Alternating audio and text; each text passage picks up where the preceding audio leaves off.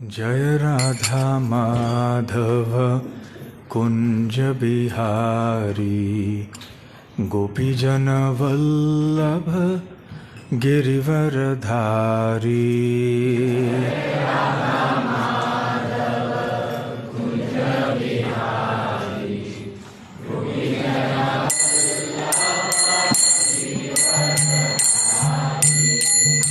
जय राधा माधव कुंज बिहारी गोपीजन वल्लभ गिरिवरधारी।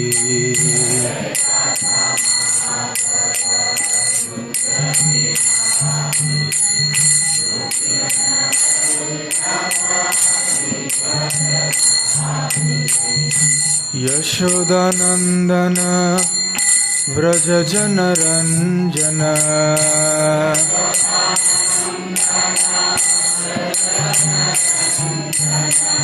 यशोदानंदन व्रज जनरंजन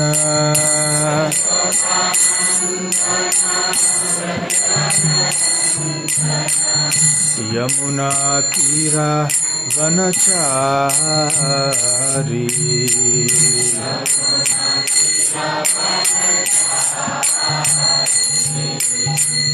यमुना तीरा वनचारी।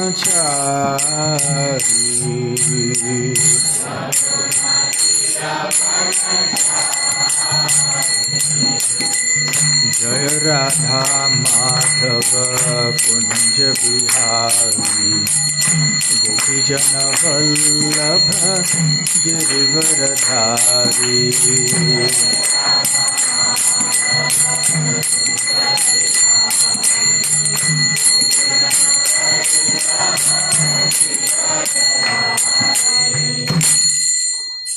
जय ओम विष्णुपाद परमहंस परिव्राजकाचार्य अष्टोत्तर शतहिस् डिवाइन ग्रेस अभय चरणारविंद भक्ति वेदांत स्वामी श्रील प्रभुपाद की जय।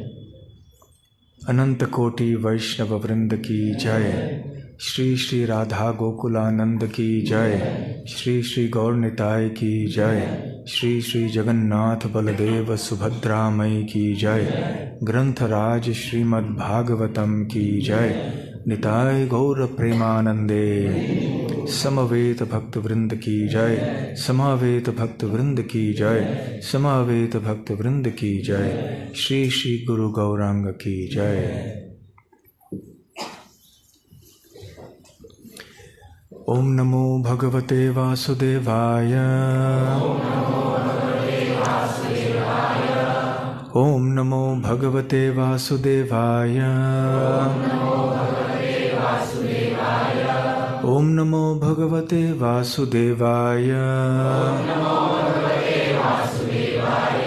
नारायणं नमस्कृत्य नरं चैव नरोत्तमं देवीं सरस्वतीं व्यासं ततो जयमुदीरयेत्। नष्टप्रायेष्वभद्रेषु नित्यं भागवत सेवया भगवत्युत्तमश्लोके भक्तिर्भवति नैष्ठिकी।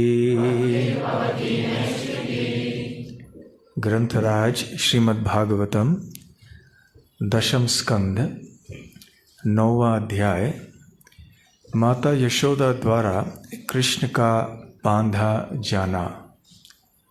श्लोक संख्या 21।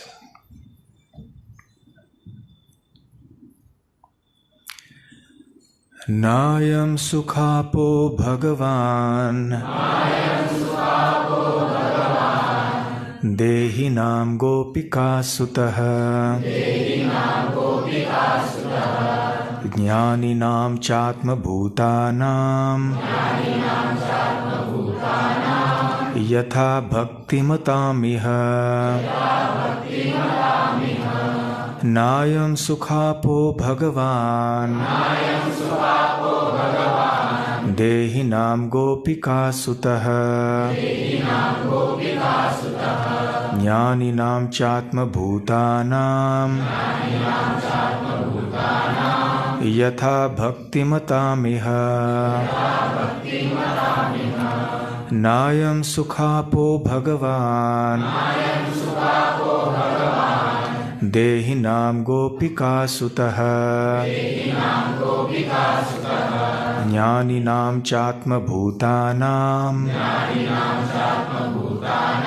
यथा भक्तिमतामिह। 3 प्रभु जी, 3 माता जी। नायं सुखापो भगवान् देहिनां गोपिकासुतः ज्ञानिनां चात्मभूतानां यथा भक्तिमतामिह। नायं सुखापो भगवान् देहिनां गोपिकासुतः ज्ञानिनां चात्मभूतानां यथा भक्तिमतामिह।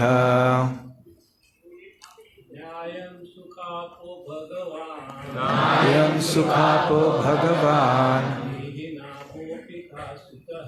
देहिनां गोपिकासुतः ज्ञानिनां चात्मभूतानां यथा भक्तिमतामिह।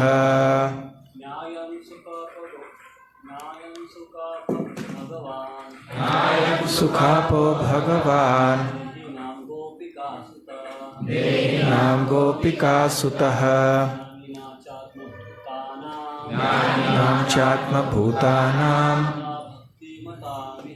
यथा भक्तिमतामिह। नायं सुखापो भगवान् देहिनां गोपिकासुतः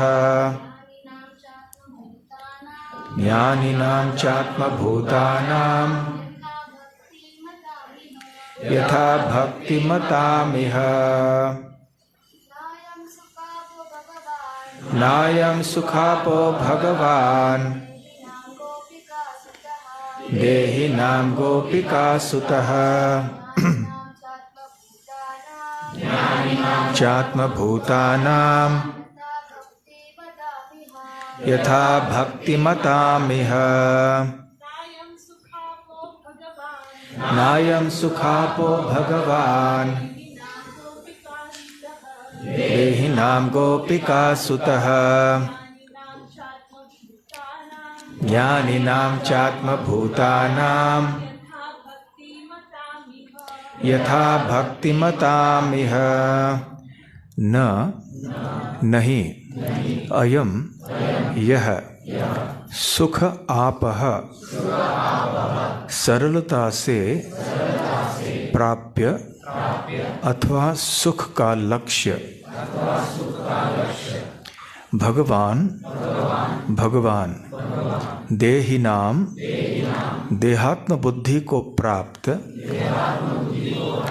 पुरुषों का विशेषतया कर्मियों का गोपिका सुतः माता यशोदा का पुत्र कृष्ण वसुदेव पुत्र होने से कृष्ण वासुदेव और यशोदा पुत्र होने से कृष्ण कहलाते हैं। ज्ञानिनां च तथा भवबंधन से मुक्त होने के लिए प्रयत्नशील ज्ञानियों का आत्मभूतानां आत्मनिर्भर योगियों का यथा जैसे भक्ति मताम भक्तों का इह इस जगत में। अनुवाद और तात्पर्य श्रील प्रभुपाद द्वारा। अनुवाद। माता यशोदा के पुत्र भगवान कृष्ण स्वतः स्फूर्त प्रेमा भक्ति में लगे भक्तों के लिए सुलभ हैं, किंतु वे मनोधर्मियों घोर तपों द्वारा आत्म साक्षात्कार के लिए प्रयास करने वालों अथवा शरीर को ही आत्मा मानने वालों के लिए सुलभ नहीं होते हैं।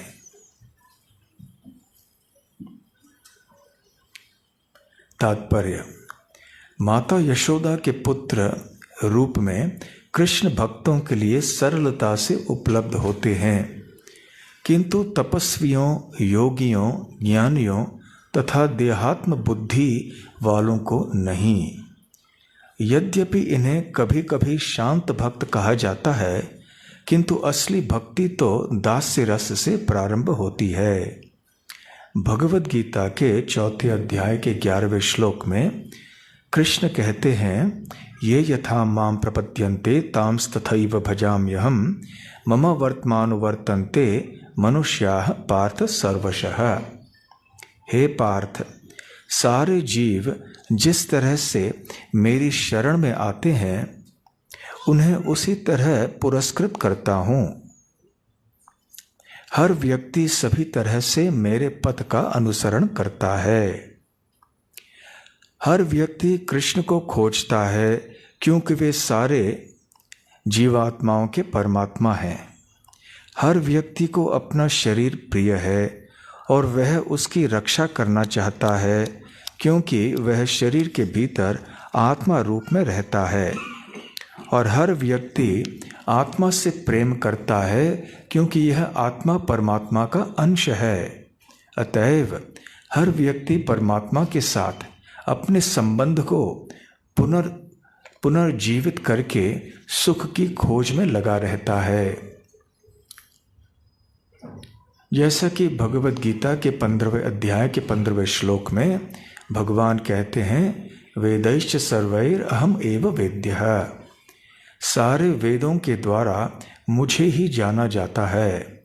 इसीलिए सारे कर्मी, ज्ञानी, योगी तथा संत पुरुष कृष्ण की खोज करते हैं, किंतु कृष्ण से प्रत्यक्ष संबंध रखने वाले भक्तों के चरण चिन्हों का, विशेष रूप से वृंदावन वासियों का अनुसरण करते हुए मनुष्य कृष्ण के सानिध्य के परम पद तक पहुंच सकता है।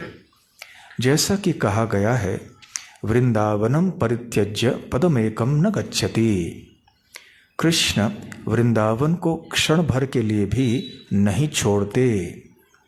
वृंदावन वासी माता यशोदा, कृष्ण के मित्र तथा कृष्ण की युगल प्रेमिकाएं, वे तरुण गोपियां जिनके साथ वे नाचते हैं, कृष्ण के साथ घनिष्ठ संबंध रखने वाले हैं।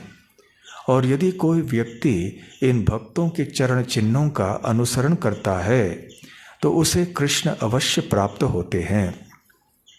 यद्यपि कृष्ण के नित्य सिद्ध अंश सदैव कृष्ण के साथ रहते हैं, किंतु यदि साधना सिद्धि में लगे लोग कृष्ण के इन नित्य सिद्ध संगियों के चरण चिन्हों का अनुसरण करते हैं तो वे भी बिना किसी कठिनाई के कृष्ण को प्राप्त कर सकते हैं।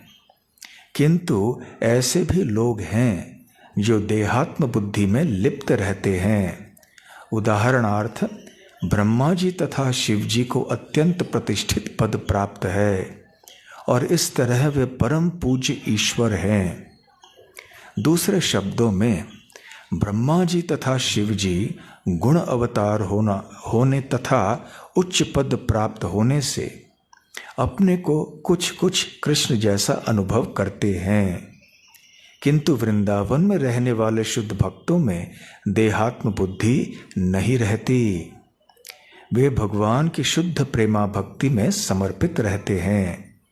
इसलिए श्री चैतन्य महाप्रभु ने संस्तुति की है कि प्रेमा पुमर्थो महान। जीवन की सर्वोच्च सिद्धि प्रेमा अर्थात कृष्ण के प्रति शुद्ध प्रेम है। और माता यशोदा उन सर्वोच्च भक्तों में से हैं जिन्होंने यह सिद्धि प्राप्त कर ली है। अनुवाद को दोहराइए।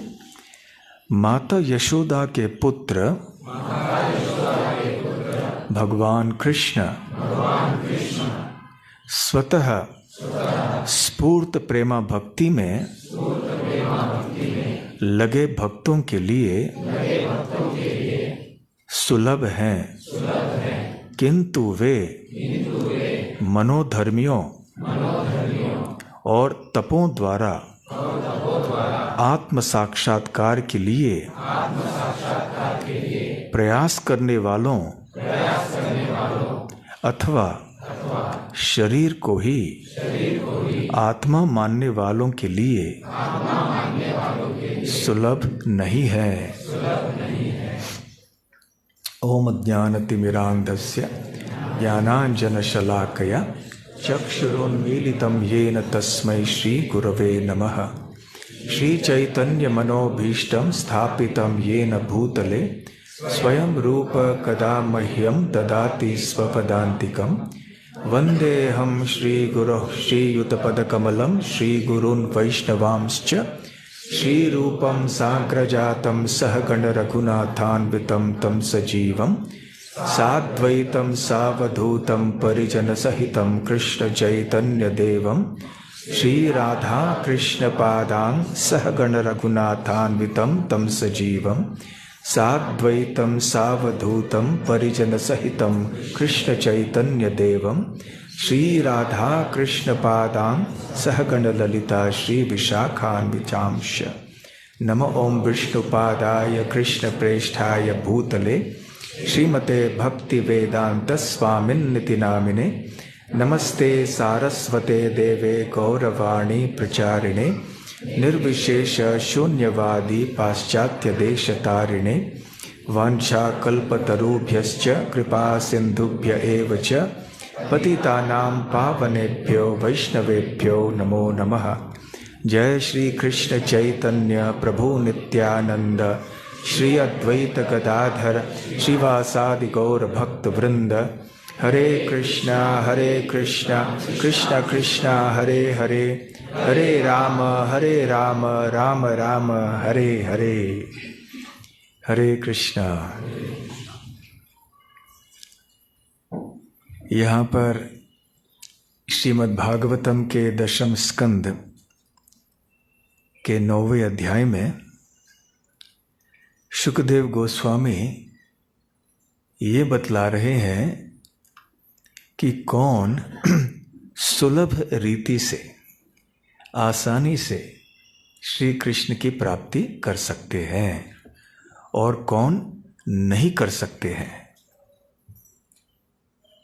वृंदावन की लीलाओं का वर्णन इन अध्यायों में शुकदेव गोस्वामी कर रहे हैं।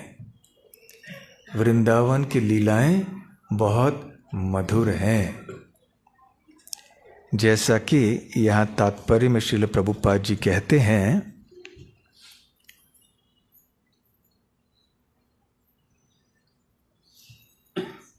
किंतु कृष्ण से प्रत्यक्ष संबंध रखने वाले भक्तों के चरण चिन्हों का, विशेष रूप से वृंदावन वासियों का अनुसरण करते हुए मनुष्य कृष्ण के सानिध्य के परम पद तक पहुंच सकता है।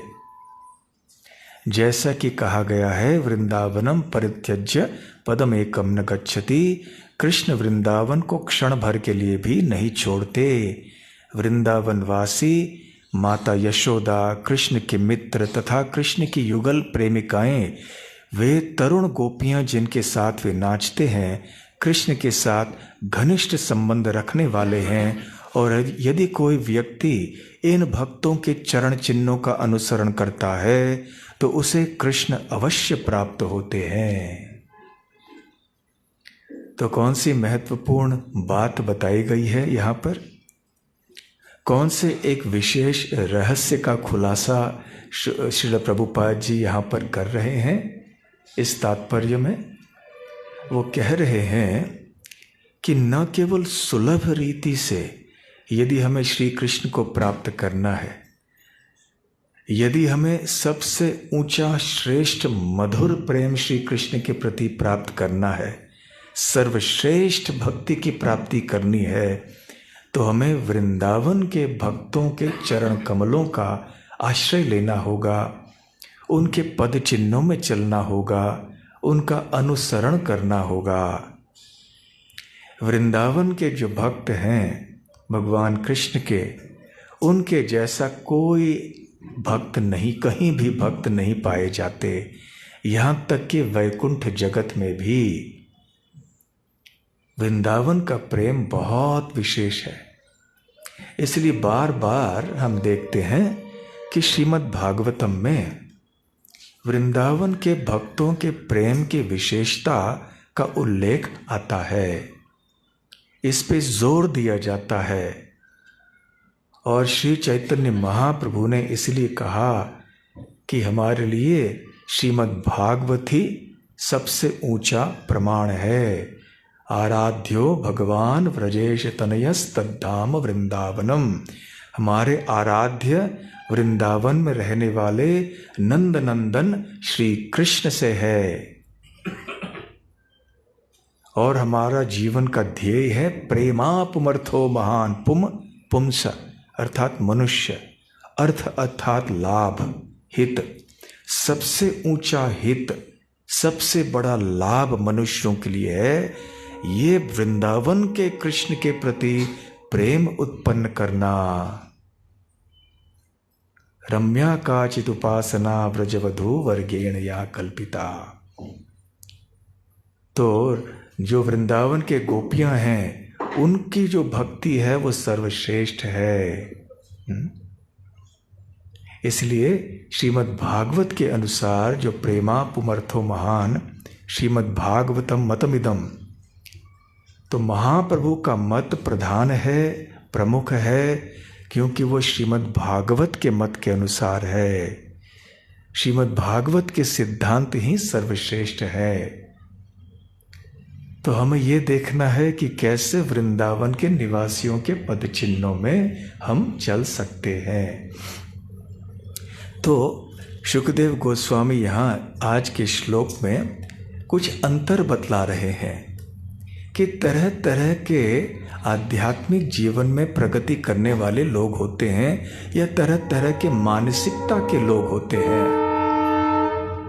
परंतु ये सारे कृष्ण की प्राप्ति नहीं कर सकते हैं। न अयम सुखापो भगवान, सुख आपह मतलब जो जिसे सुख प्राप्त होता है, अर्थात जो प्राप्य है। भगवान कृष्ण की प्राप्ति इन लोगों के लिए नहीं हो सकती है। किन लोगों के लिए? देही नाम, जो गोपिका सुत है, यशोदा माता के पुत्र जो हैं कृष्ण, उनकी प्राप्ति ऐसे लोगों के लिए नहीं हो सकता है जो कि देही हैं। देही नाम का तात्पर्य यहाँ पर श्रील प्रभुपाद जी बतलाते हैं कि जो देहात्म बुद्धि में होते हैं, जो अपने आप को शरीर समझते हैं, शरीर और आत्मा में भेद नहीं समझते हैं, और ऐसे लोग अपने शरीर को सुख देना ही जीवन का ध्येय मानते हैं। आपसे एक प्रश्न पूछूंगा, सबसे बड़ा धर्म या सबसे बड़ी अर्चना पद्धति दुनिया में आज कौन सी है, और वो कौन सी अर्चना पद्धति है जो सबसे तेज गति से दुनिया में बढ़ रही है? आप में से कोई उत्तर देंगे? हाँ आप कृष्ण के अच्छे भक्त हैं इसलिए आप ऐसे बोल रहे हैं। हाँ, देह की पूजा करने वाले, वाह वाह वाह वाह, बहुत बढ़िया, बिल्कुल सही उत्तर दिया। कोई कहेंगे कि नहीं ये विशेष धर्म है, यहाँ ज़्यादा प्रचार हो रहा है, ये फैल रहा है, और दूसरे देशों में ये अमुक ये धर्म है, ये फैल रहा है। इस धर्म के अनुयायी जो हैं इनकी संख्या इतनी है। परंतु वास्तव में चाहे जो भी धर्म, जिस भी धर्म का पालन कर रहे हों, सबसे बड़ा धर्म है देह की पूजा करने वालों की, देहात्म बुद्धि वालों की आत्म पूजा। ये आत्म पूजा विधि क्या होती है? ये शरीर और मन को ही संतुष्ट करना सर्वोच्च सफलता है और सुख है। बस शरीर और मन को संतुष्ट करना चाहिए तो बस जीवन सफल। और फिर इसका बुनियाद क्या है? एक विचारधारा है। विचारधारा ये है कि मैं शरीर हूँ, मैं आत्मा नहीं हूँ, और मेरे विचार जो हैं वही सही है। मेरा मन जो भी चाहता है वही सही है, और इस मेरी इच्छाओं को पूर्ण करना ही सफलता है। मैं ही जीवन का या ब्रह्मांड का केंद्र बिंदु हूँ। ये मेरे संतुष्टि के लिए, मेरी इच्छाओं की पूर्ति के लिए ही ये सब कुछ है। ये बहुत सूक्ष्म या स्थूल एक बुनियादी धारणा होती है लोगों के मन में, भले वो अपने ही मानसिकता को पहचाने या न पहचाने। तो ये आत्म पूजा में सभी लोग लगे हुए हैं, चाहे वो हिंदू हो, मुसलमान हो, ईसाई हो, सिख हो, जो भी धर्म के हो। विरला ही आप जैसे कृष्ण भक्त हैं जो इस देहात्म पूजा से परे चले गए हैं। तो इसको आत्म पूजा कहते हैं, देही नाम, जो अपने आप को, अपने शरीर को ही सर्वस्व समझते हैं। तो एक कहानी है, छोटी सी कहानी, कि एक व्यक्ति था, वो साधु के पास, साधु उसको मिले, उसकी वैसे श्रद्धा ज़्यादा नहीं थी, वो भी ऐसे ही इस तरह का व्यक्ति था। तो साधु ने प्रचार किया उसको, भगवान की पूजा आदि करने के लिए कुछ उपदेश दिए, और छोटी सी भगवान कृष्ण की मूर्ति उसको भेंट में दे दी। तो उसने ले तो ली मूर्ति, लेकिन क्या ये मूर्ति कितनी छोटी है, मुझे कोई शक्तिशाली व्यक्ति की उपासना करनी है, ये छोटी सी मूर्ति कैसे शक्तिशाली हो सकती है। तो साधु ने भगवत गीता और श्रीमद् भागवतम का ज्ञान देना शुरू किया और बताया कि ये विग्रह है, भगवान है ये स्वयं, इसको साधारण न समझना, ये शक्तिहीन नहीं है, ये प्रत्यक्ष साक्षात भगवान है। लेकिन उस व्यक्ति के मन में श्रद्धा उत्पन्न नहीं हुई। तो खैर, अभी साधु ने दिया है तो घर में रखें, तो अभी भोग भी चढ़ाना है, साधु ने बताया, तो भोग भी रख रहे थे। तो एक बार हुआ ये कि घर में एक चूहा आया, होता है ना, कभी कभी चूहे आ जाते हैं। तो चूहे ने आके भगवान के सिंहासन पर रखा हुआ जो भोग था उसको खाना शुरू कर दिया। तो उनको बहुत विचलित हो गई उनकी पत्नी, तो भगा दिया उस चूहे को। तो चूहे को दूर रखने के लिए फिर उन्होंने सोचा ये चूहा जो है ये भगवान से ज़्यादा शक्तिशाली, देखो कृष्ण के सामने भोजन रखा हुआ है, चूहे ने आके ले लिया, तो ये कृष्ण की मूर्ति से अधिक शक्तिशाली ये चूहा है, तो कृष्ण की पूजा क्यों करूँगा, मैं चूहे की पूजा करूँगा। तो फिर उसके बाद चूहे को भोग लगाना शुरू कर दिया। चूहा आता था, चूहे की आरती उतारने लगा।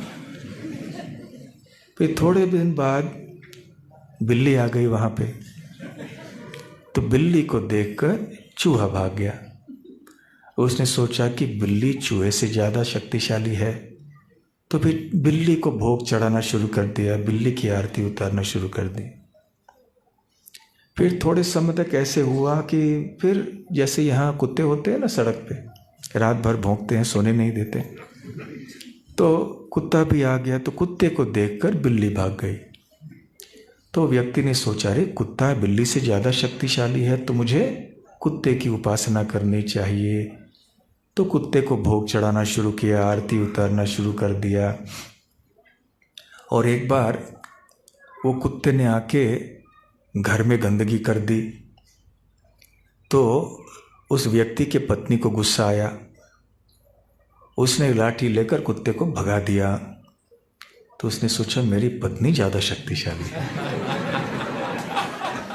तो उसके बाद पत्नी की उपासना करना शुरू कर दिया। पत्नी को भोग चढ़ाया, पत्नी की आरती उतारने लगे।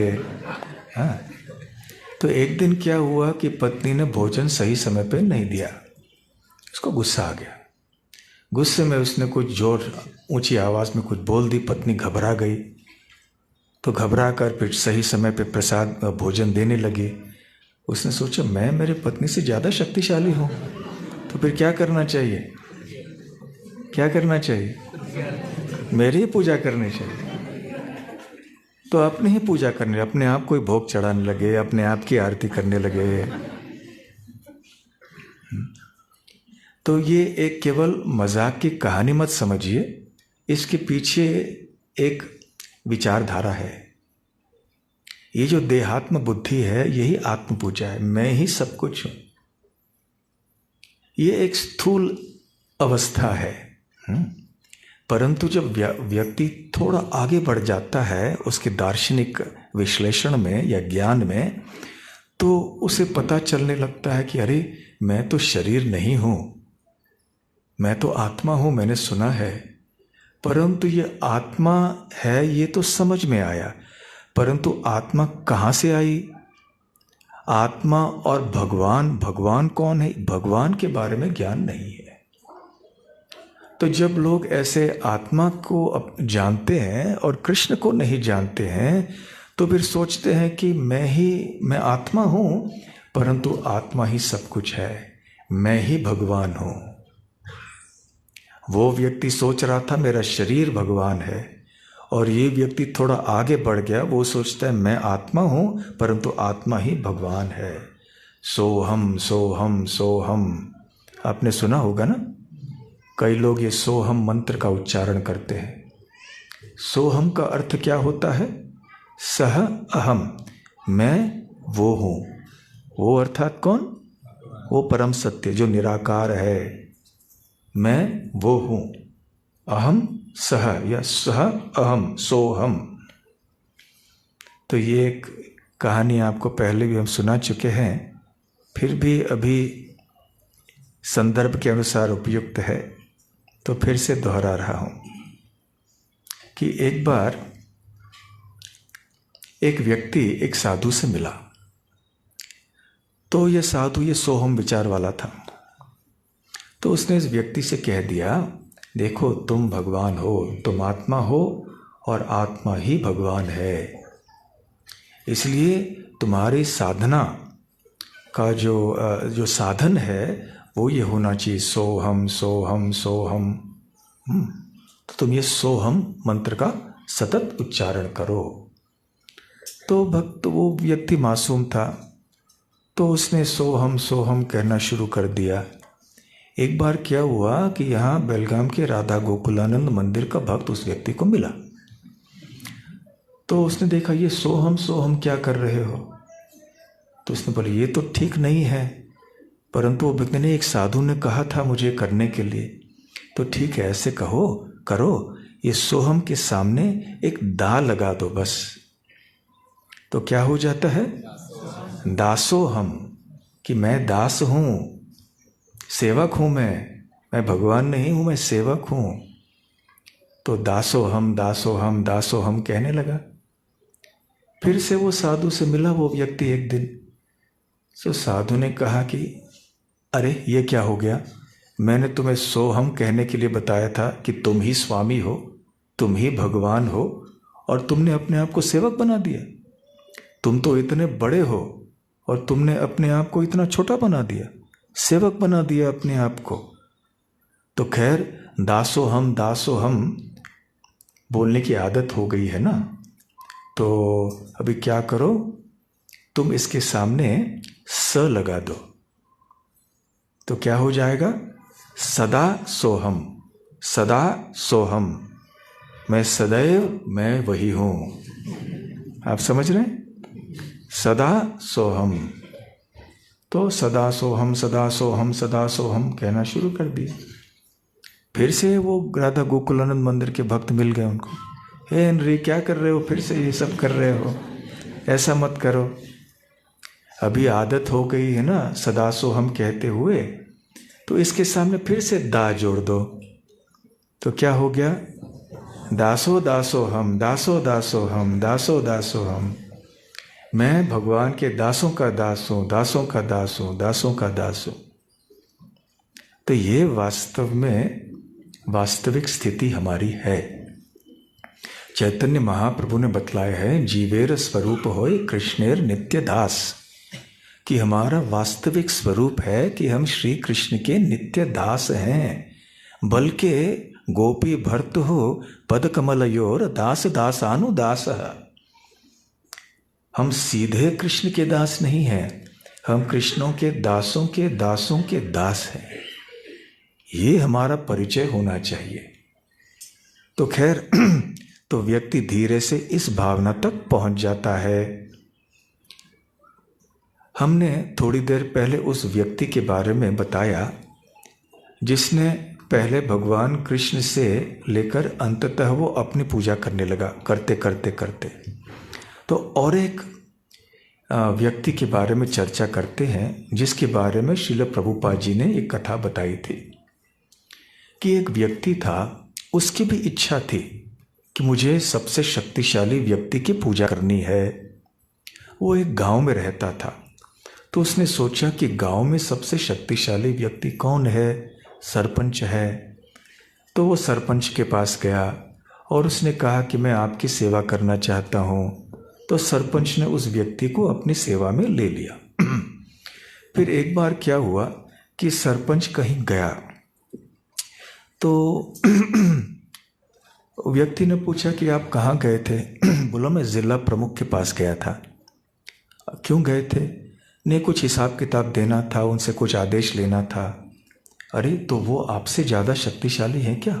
आपसे ज़्यादा ऊंचे पद पर हैं वो? तो हाँ बिल्कुल। तो मैं क्या उनकी सेवा कर सकता हूँ क्योंकि वो आपसे ज़्यादा ऊंचे हैं? हाँ अवश्य। तो फिर वो जिलाधिकारी के सेवा में लग गए। फिर देखा कि जिलाधिकारी कहीं जा रहे हैं, तो पूछा कहाँ जा रहे हैं? राज्यपाल के पास। तो फिर वो राज्यपाल की सेवा में लग गए। फिर राज्यपाल कहीं जा रहे थे, तो कहाँ जा रहे हो आप? राजा के पास। तो राजा आपसे ज़्यादा शक्तिशाली है? हाँ है। तो फिर मैं राजा की सेवा के लिए मैं जाऊँगा। ठीक है। तो राजा की सेवा में लगा दिया। तो राजा की सेवा करते करते उन्होंने देखा कि ये राजा जो है ये समय समय पर जंगल में अकेले चले जाते हैं। तो एक दिन उनके पीछे पीछे गए तो देखा कि जंगल के अंदर एक कुटिया है और कुटिया में एक साधु निवास करते हैं। और ये राजा उनके पास जाके पूरा दंडवत प्रणाम करने लगे और उनसे उस उपदेश ग्रहण करने लगे।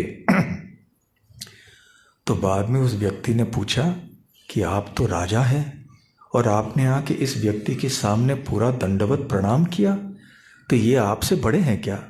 हाँ ये तो मुझसे बहुत बड़े हैं, ये भगवान के शुद्ध भक्त हैं। तो फिर मैं इनकी सेवा करने लगूं? हाँ करो। फिर उनके पास गए, फिर देखा कि ये साधु कहीं जाके दंडवत प्रणाम कर रहे हैं। तो देखा कि वहाँ भगवान कृष्ण की मूर्ति है। तो ये आपसे बड़े हैं क्या? हाँ कृष्ण सबके स्वामी हैं, तो मैं भी इनकी सेवा करूँगा। तो ठीक है। इस तरह से वो भगवान कृष्ण की सेवा में लग गए। तो देखिए पहले जो व्यक्ति था और इस व्यक्ति में कितना बड़ा अंतर है। दोनों खोज में थे कि मुझे सबसे बड़े व्यक्ति की सेवा करनी है, लेकिन पहले व्यक्ति कितने गलत निष्कर्ष पे पहुंच गया, दूसरा व्यक्ति सही निष्कर्ष पे पहुंच गया। क्योंकि पहले व्यक्ति जो है वो केवल अपने बुद्धि के अनुसार, अपने मानसिक चिंतन के अनुसार कोई विश्लेषण कर रहा था, परंतु ये दूसरा व्यक्ति था, इसने जो साधुओं के वाणी के ऊपर भरोसा किया। जब साधु ने उनको बताया कि यहाँ सबसे श्रेष्ठ भगवान कृष्ण हैं और इसलिए हमें श्री कृष्ण की सेवा करनी चाहिए, तो वो कृष्ण की सेवा में लग गए। इसलिए यदि हम देही देही नाम की जो बात हो रही है उससे ऊपर हम ज्ञानी योगी के स्तर तक भी पहुंच जाएं, हम बहुत निपुण हो जाएं मानसिक चिंतन करने में, मनोधर्मी होने में, परंतु यदि हमने हमारे विश्लेषण में, हमारे दार्शनिक चिंतन आदि में हमने गुरु साधु शास्त्र का आश्रय नहीं लिया तो निश्चित कोई गलत निष्कर्ष पर हम पहुंच जाएंगे। तो कम से कम हमें ये जानना है कि हम भगवान के दास हैं, भगवान के भक्तों के दास हैं, श्री कृष्ण हमारे नित्य स्वामी हैं। तो ये हम सही निष्कर्ष पर पहुंच जाते हैं। इसलिए देहिनाम ज्ञानिनाम च आत्मभूतानाम, आत्मभूतानाम अर्थात वो लोग जो आत्मसंतुष्ट हैं अपनी तपस्या आदि के द्वारा, ये योगी जन आदि हैं। परंतु इतनी तपस्या करने के बाद भी ऐसा नहीं है कि वो भगवान को प्राप्त कर लेते हैं, नहीं। कोटि कोटि जन्मों तक ऐसे तपस्या करने के बाद भी ऐसे लोगों को भगवान कृष्ण प्राप्त नहीं होंगे, क्योंकि भगवान केवल भक्ति के द्वारा जाने जा सकते हैं। भक्त्या माम अभिजानाति यावान यश्चास्मि तत्वतः ततो माम तत्वतो ज्ञात्वा विशते तद अनंतरम। भगवान कृष्ण भगवत गीता में कहते हैं कि हे अर्जुन, केवल भक्ति के द्वारा ही तुम मुझ भगवान को सही तरह से जान पाओगे। तो इसलिए प्रेम या भक्ति के अतिरिक्त और कोई मार्ग नहीं है भगवान को जानने के लिए। इसलिए यहाँ पर सुखदेव गोस्वामी कहते हैं, न हमें देही होना है, न ज्ञानी होना है या आत्मभूत होना है, न हमें कर्मी होना है, ज्ञानी होना है, योगी होना है। तो हमें क्या होना है? भक्तिमत। भक्तिमत अर्थात जो भक्ति में लगे हुए हैं पूर्ण श्रद्धा से, पूर्ण निष्ठा से। तो ऐसे भक्त ही केवल भगवान कृष्ण को जान सकते हैं। परंतु श्रील प्रभुपाद जी यहाँ बतला रहे हैं कि भगवान की किस तरह के भक्त हमें बनने चाहिए। वो यहाँ बता रहे हैं, स्फूर्त प्रेमा भक्ति में लगे हुए भक्तों के लिए सुलभ है। स्फूर्त प्रेमा भक्ति अर्थात जो स्वयं स्फूर्ति से उत्पन्न होने वाला प्रेम है, ऐसा प्रेम भगवान के लिए जो स्वाभाविक है, जो नैसर्गिक है, जो केवल एक औपचारिकता के लिए नहीं किया जा रहा है कि मुझे बताया गया है कि भक्ति करनी चाहिए इसलिए हम कर रहे हैं, ये कितना बोझ है, ये माला समाप्त करने हैं। नहीं, जो स्वाभाविक रूप से प्रेम कृष्ण के प्रति उत्पन्न होता है, जिसमें कोई विधि नियम आदि की कोई कल्पना नहीं है, क्योंकि वो इसके परे हो चुके हैं। इतना तीव्र इनका प्रेम है कि वो देहात्म बुद्धि से भी परे हो चुके हैं, ज्ञान योग आदि के भी परे हो चुके हैं। तो ऐसे प्रेमा भक्ति अवश्य वैकुंठ में पाई जाती है, परंतु वहाँ पर भी भगवान मेरे स्वामी हैं और मैं भगवान का दास हूँ, ये भावना प्रधान होती है। परंतु वृंदावन में ऐसा नहीं है। वृंदावन में जो ग्वाल बाल हैं वो श्री कृष्ण को भगवान नहीं मानते हैं, गोपियाँ श्री कृष्ण को भगवान नहीं मानती हैं, माता यशोदा और नंद महाराज श्री कृष्ण को अपना पुत्र मानते हैं, भगवान नहीं मानते हैं।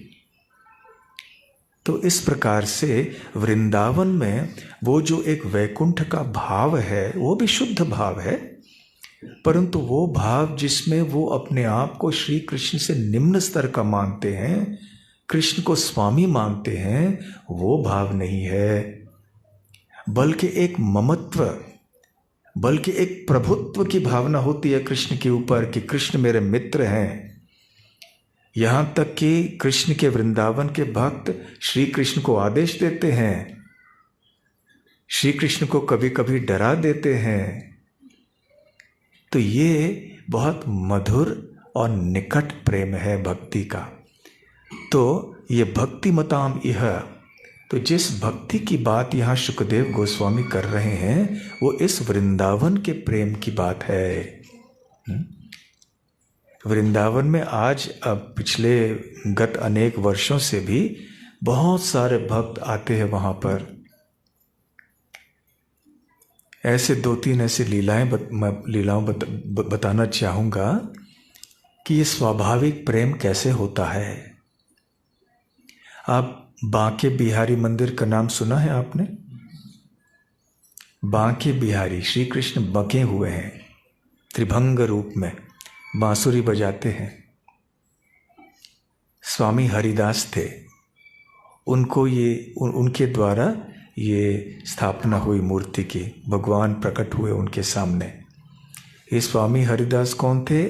तानसेन के गुरु थे, शुद्ध भक्त थे वो भगवान कृष्ण के। तो बांके बिहारी मंदिर में अनेक वर्ष पूर्व एक राजस्थान से एक राजपूत राजकुमारी आई और जैसे ही बांके बिहारी का दर्शन उन्होंने किया, इतनी भाव विभोर हो गई, इतनी प्रेमावेश में आ गई कि उनको लगा कि मुझे यहाँ बांके बिहारी का दर्शन सतत करना है। ये इतने इनका सौंदर्य और इनका माधुर्य इतना गहरा है कि मैं यहाँ छोड़ के अपने गांव में वापस नहीं जाना चाहती। परंतु कैसे हो सकता था? वो तो राजकुमारी थी, उनको वापस अपने राजधानी में तो जाना था। तो बड़े कठिनाई से उनके साथ में जो आए थे उन्होंने सब उनको ले गए वापस। परंतु ये राजकुमारी बांके बिहारी जी को कभी भी भूल नहीं सकी। दिन रात उनका स्मरण करती रहीं और तरसती रहीं कि कब वो दिन आएगा मैं फिर से जाके बांके बिहारी का दर्शन कर पाऊंगी।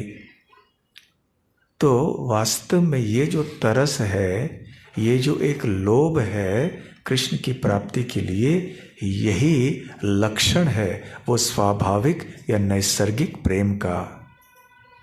जब तक हमारे अंदर इस तरह की तरस नहीं आती है, तब तक हम श्री कृष्ण को उस तरह से नहीं प्राप्त कर पाएंगे जैसे कि वृंदावन के निवासियों ने किया।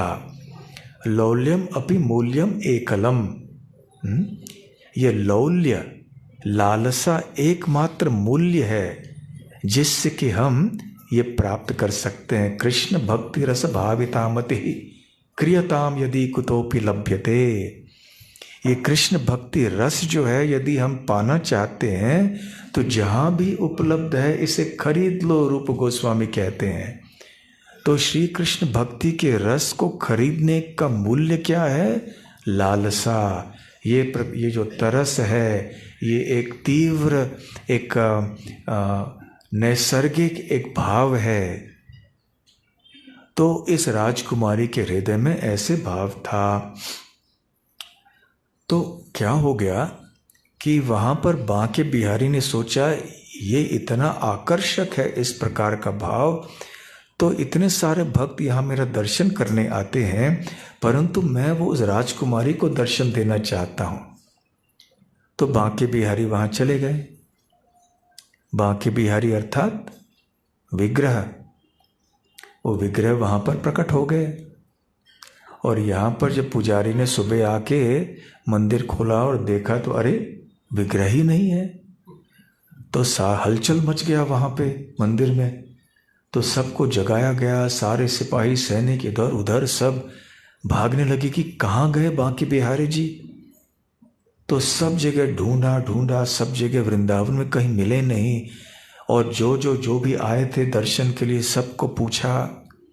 अंततः अनेक दिनों के बाद ये खबर मिली को वहाँ पर वो राजपूत राजकुमारी के कमरे में हैं।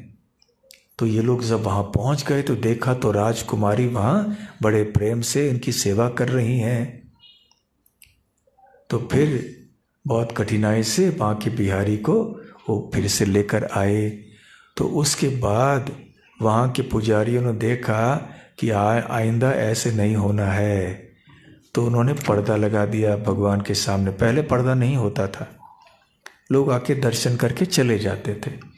अब क्या करते हैं, पर्दा रखते हैं और पर्दा बीच बीच में बंद कर लेते हैं, फिर खोलते हैं, थोड़े मिनटों के लिए दर्शन खुला रखते हैं, फिर पर्दा बंद कर लेते हैं। तो ऐसे क्यों करते हैं? क्योंकि उनको डर है कि ये बांके बिहारी इतने आकर्षक हैं कि यहाँ इनके भक्त जो आएंगे, जब बांके बिहारी को देखेंगे और इतने भाव विभोर हो जाएंगे, तो भक्तों के प्रेम को देखकर दोबारा कहीं बांके बिहारी यहाँ से भक्तों के साथ न चले जाएं। तो हम कम समय के लिए दर्शन एक साथ में देंगे तो भक्तों का जो दर्शन है वो लंबे समय तक नहीं रहेगा। थोड़े समय तक दर्शन करेंगे, दर्शन बंद हो जाएगा, फिर खुलेगा। तो इस प्रकार से बांके बिहारी जी को यहाँ मंदिर में रखने के लिए बीच बीच में पर्दा खोलते हैं, बंद करते हैं। ये भाव है वहाँ भक्तों का। और ऐसे भी वहाँ के लोग बताते हैं कि यदि कोई लंबे समय तक बांके बिहारी जी का दर्शन करेंगे तो फिर वो भी भाव होगा, उसको सहन नहीं कर पाएंगे। तो खैर ये एक प्रथा है जो कि शुद्ध कृष्ण प्रेम पर आधारित है। एक बार ऐसे हुआ कि एक भक्त था जिसको भगवान को पंखा चलाने की सेवा दी गई थी। तो वो पंखा चला रहा था बिहारी जी को रात के समय, क्योंकि आप तो जानते हैं कि गर्मियों के मौसम में वृंदावन में बहुत गर्मी होती है, तो रात के समय भी सोना मुश्किल हो जाता है वहाँ पर। और उस समय बिजली आदि नहीं थी। आजकल मंदिरों में भगवान के लिए पंखे, वातानुकूलित परिस्थिति आदि की व्यवस्था की जा सकती है, परंतु उन दिनों में ऐसी कोई व्यवस्था नहीं थी। तो ऐसे व्यक्ति को रखा जाता था जो भगवान को विश्राम करते करते उनको पंखा चलाता था। क्या करते थे कि एक रस्सी होती थी, आपने देखा होगा पुराने राजमहलों में, एक रस्सी को ऐसे खींचते रहने से वो पंखा ऐसे चलता था, है ना। तो ये रात भर ऐसे ही करता था, ऐसे सेवा में लगाया गया था उसको। तो भी रात का समय था, गर्मी थी, सेवा करते करते उसको नींद आ गई। तो नींद आ गई तो फिर जब उठा तो देखा कि अरे भगवान नहीं है। तो पर्दा खोल पीछे खड़ा, अरे भगवान कहाँ है, गायब। थोड़ी देर में उन्होंने देखा कि बांके बिहारी जी वापस आ रहे हैं और ऐसे लग रहा है कि काफ़ी श्रम करके आ रहे हैं। जो चेहरा है वो लाल लाल हो गया, थोड़े पसीने के बूंद इधर उधर दिखाई दे रहे हैं। तो उनको पता नहीं चला कि ये क्या हो गया। फिर उन्होंने जो पुजारियों को बताया कि ऐसे ऐसे हुआ। तो उसके बाद सारे पुजारियों को पता चला कि जो बिहारी जी हैं ये रात को निधि वन में जाते हैं और रासलीला करते हैं। तो ऐसे एक भाव है बांके बिहारी मंदिर में, ऐसे एक मान्यता है वहाँ के भक्तों की। तो इसलिए वो सोचते हैं कि जब रात भर भगवान श्री कृष्ण रासलीला करते हैं तो थक जाते होंगे जब लौट के आते हैं, इसलिए उनको 4 बजे 3:30 बजे सुबह जगा दिया तो उनकी नींद पूरी नहीं होगी। इसलिए बांके बिहारी मंदिर में मंगल आरती नहीं करते हैं। बाकी मंदिरों में जो है मंगल आरती होती है ना 4:30 बजे, कहीं 5 बजे, 5:30 बजे, परंतु वहाँ सुबह सुबह 9 बजे करते हैं, क्योंकि उनको नींद चाहिए, आराम चाहिए। और घंटियाँ वगैरह भी नहीं बजाते हैं, वो डर जाएंगे ना, बच्चे हैं, थोड़े बाल रूप में भी होते हैं कि वो भी भाव होता है।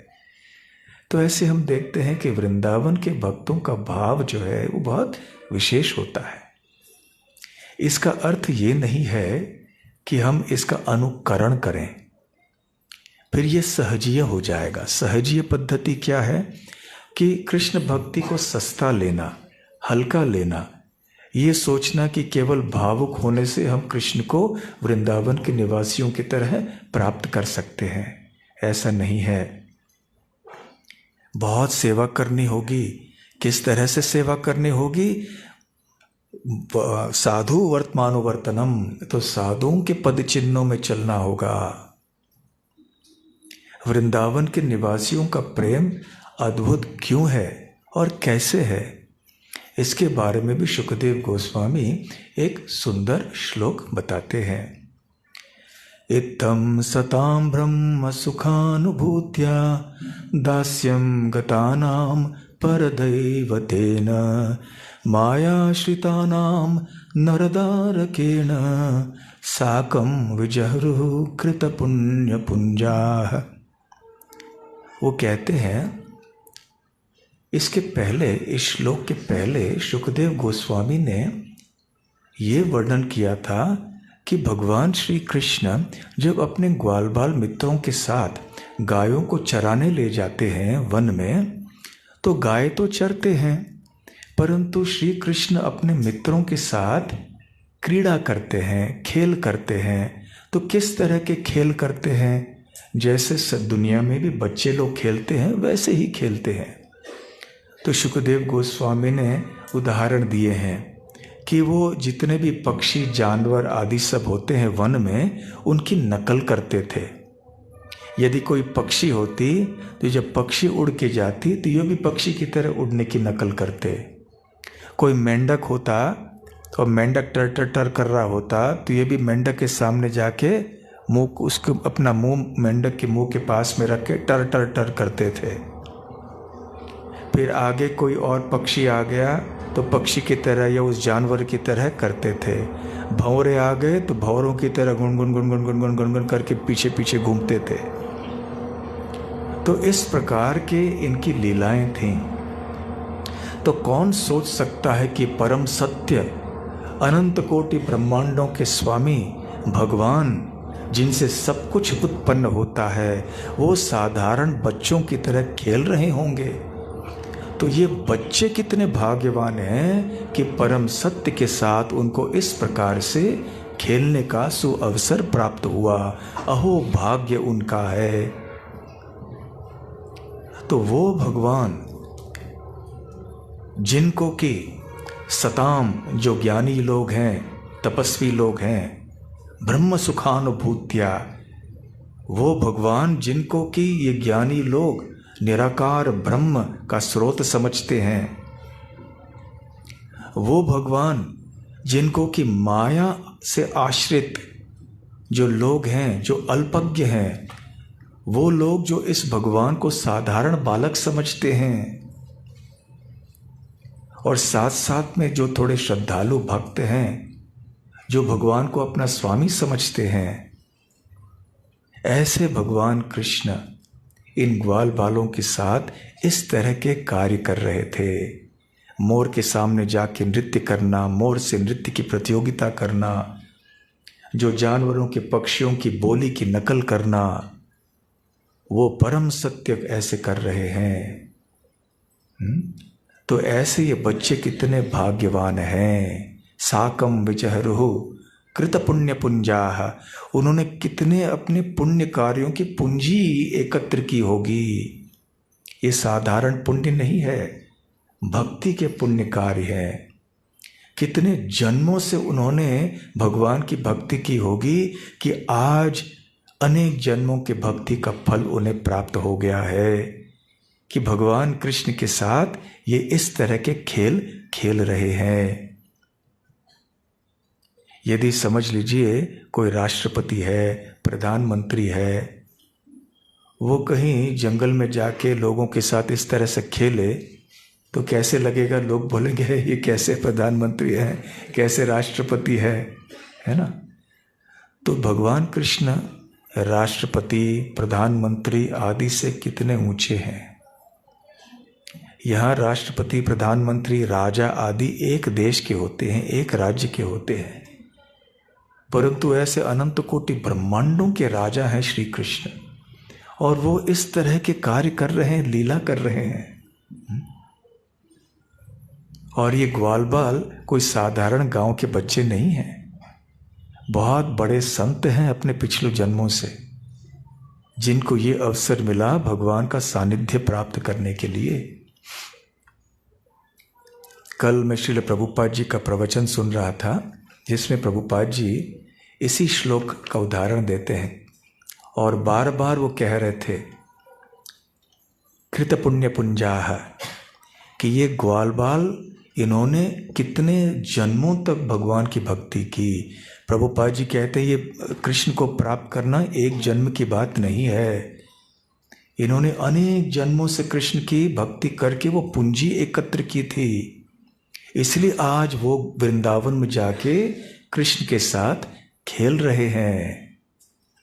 तो प्रभुपाद जी फिर अंत में कहते हैं उस प्रवचन में, तो हमें भी तैयारी करनी चाहिए वहाँ जाके कृष्ण के साथ खेलने के लिए। तो जो अहो सौभाग्य इन ग्वाल बालों को मिला है वो हमें भी मिल सकता है। जो सौभाग्य गोपियों को या अन्य व्रजवासियों को मिला है वो हमें भी मिल सकता है, परंतु जैसे मैंने पहले कहा, इसको सस्ता नहीं लेना है, हल्का नहीं लेना है, केवल भावुक होकर नहीं चलेगा। जो भी हमारे आचार्यों ने हमें नियम विधि निषेध आदि बताए गए हैं, बड़े सख्ती से इनका पालन करना होगा। साधन भक्ति के नियमों का पालन करना होगा और शनै शनै क्रमशः हम प्रगति करते जाएंगे और भगवान कृष्ण के प्रति जो आकर्षण है वृंदावन के भाव में, उसको हम प्राप्त कर पाएंगे। हरे कृष्ण कृष्ण कृष्ण हरे हरे, हरे राम राम राम हरे हरे। हरे कृष्णा। तो कोई प्रश्न है किसी के?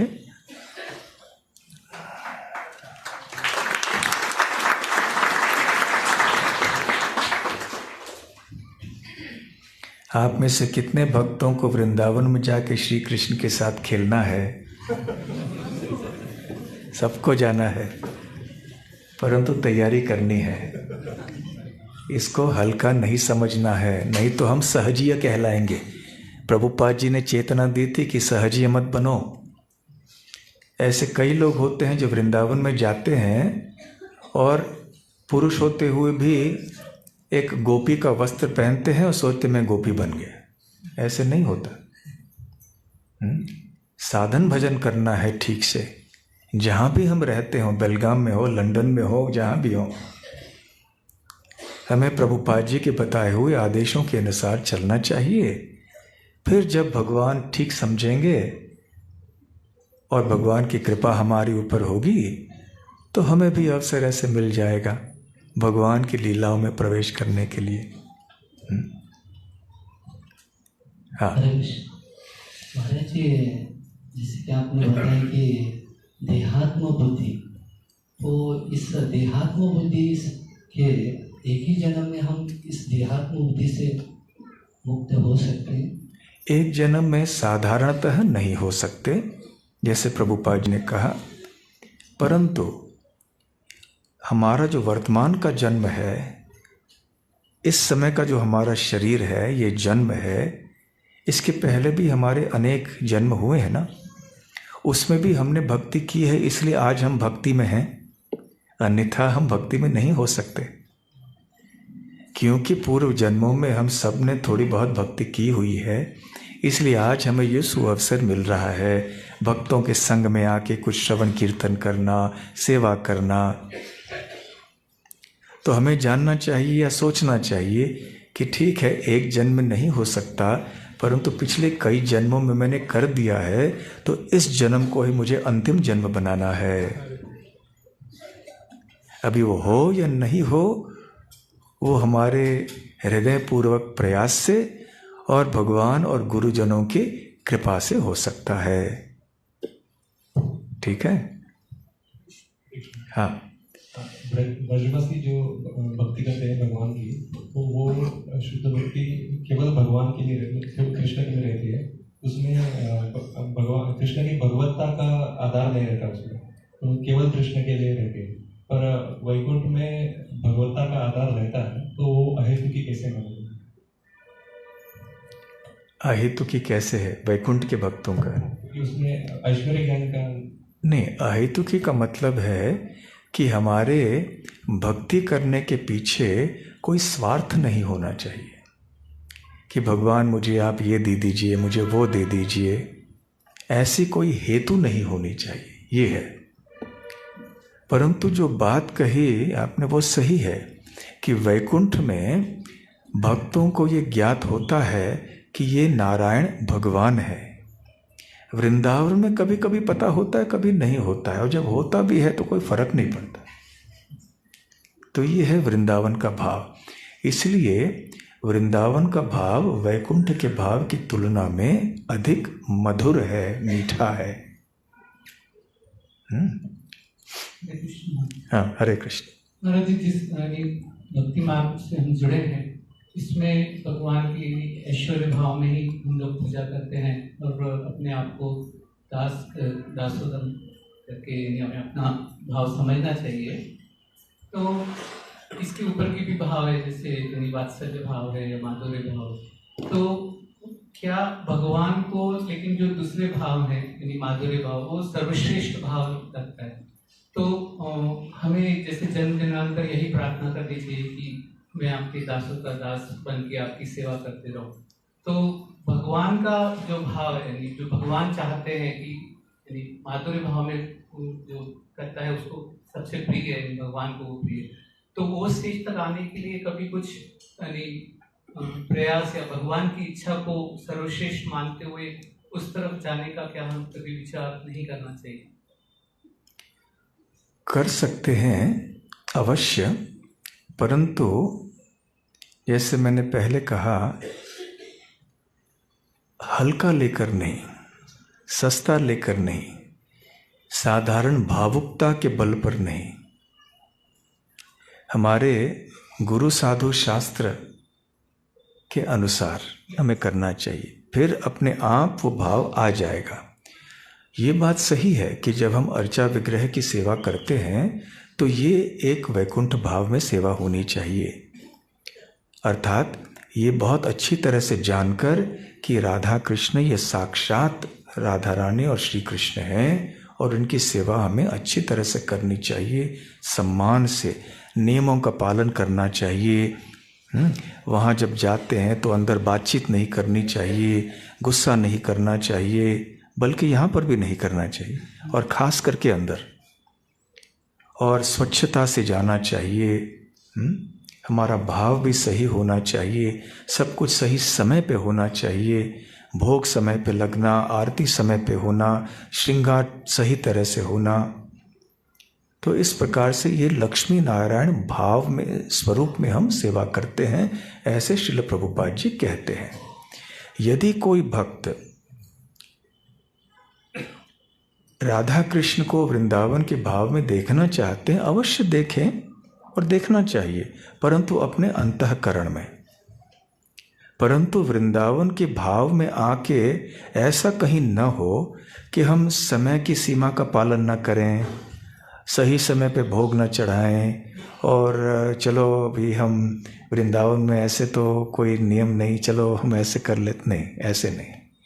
अंतःकरण में वो भाव हम रखें, परंतु हमारे कार्यों में नियमों का अच्छी तरह से पालन होना चाहिए। ठीक है?